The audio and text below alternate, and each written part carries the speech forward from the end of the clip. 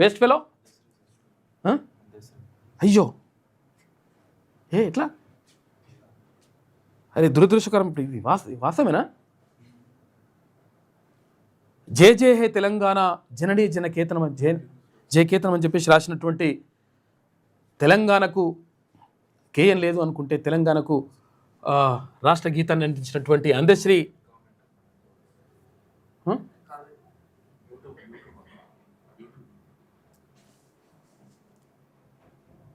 ఇదా? అరే చాలా బాధ అనిపిస్తుంది.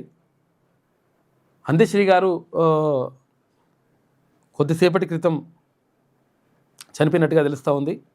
తెలంగాణ రాష్ట్ర గీతం జయ జయ హే తెలంగాణ సృష్టికర్త అందశ్రీ కన్నుమూశారు. కొంతకాలంగా అనారోగ్యంతో బాధపడుతున్న ఆయన హైదరాబాద్లోని నివాసంలో ఈ తెల్లవారుజామున, నివాసం అంటే ఇక్కడ ఏది లాలపేటలో ఉంటుంది, స్పృహ తప్పి పడిపోయారు. దీంతో కుటుంబీకులు గాంధీ ఆసుపత్రికి తరలించగా గుండెపోటుతో కన్నుమూసినట్లుగా వైద్యులు వెల్లడించారు. 4 రోజులుగా తీవ్ర జ్వరంతో అందశ్రీ బాధపడుతున్నారు. ఆయన స్వస్థలం సిద్దిపేట జిల్లా, ఇప్పుడు గతంలో వరంగల్ జిల్లా ఉండేది రేపర్తి. అసలు చాలా దురదృష్టకరం. నాకు కూడా అత్యంత అంటే వ్యక్తిగతంగా కూడా అత్యంత ఆప్తులు. తెలంగాణకు అంటే ఎన్నో అంటే పాటలు రాసి ఆయన గేయాల ద్వారా ఒక చైతన్యాన్ని నింపినటువంటి ఒక గొప్ప వ్యక్తి అందశ్రీ. నిజంగా అసలు యాక్చువల్గా ఆయన కవిత అంతా కూడా అంటే ఇక్కడ ఏది బమ్మెర పోతనని ఆదర్శంగా తీసుకుంటాడు ఆయన. బమ్మెర పోతన ఏం చేసిండు? అసలు యాక్చువల్గా నాగలు దున్నుకొని బతికిండు, కానీ ఎవరికి ఏ రాజు కింద తల వంచలేదు. బాల రసాలసాల నవపల్లవ కోమల కావ్య కన్యకన్ గూరల కుచ్చియ పడుపుకూడు భుజించుట కంటే సత్కవులు హాలికులనేమి ఘనాంతర సీమ కందమూల కౌద్ధాలికులనేమి అని చెప్పేసి అక్కడ ఎవరు బమ్మెరపోతన అంటాడు.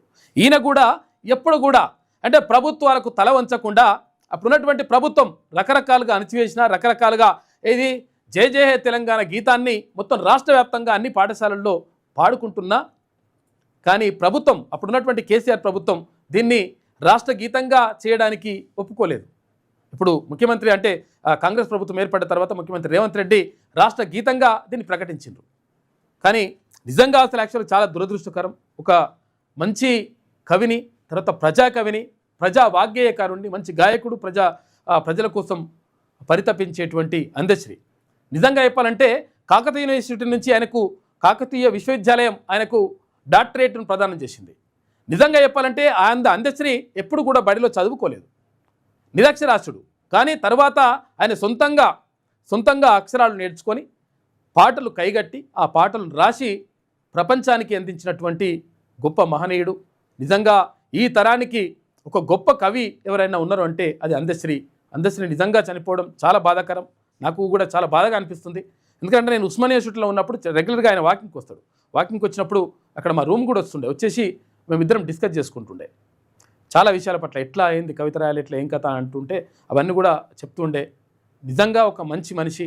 తర్వాత గొప్ప కవిని తెలంగాణ రాష్ట్రం కోల్పోయింది.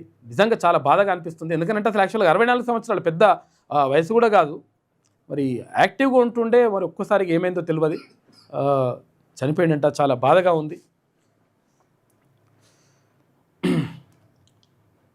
ఇందాకనే జరిగినట్టుంది అయితే.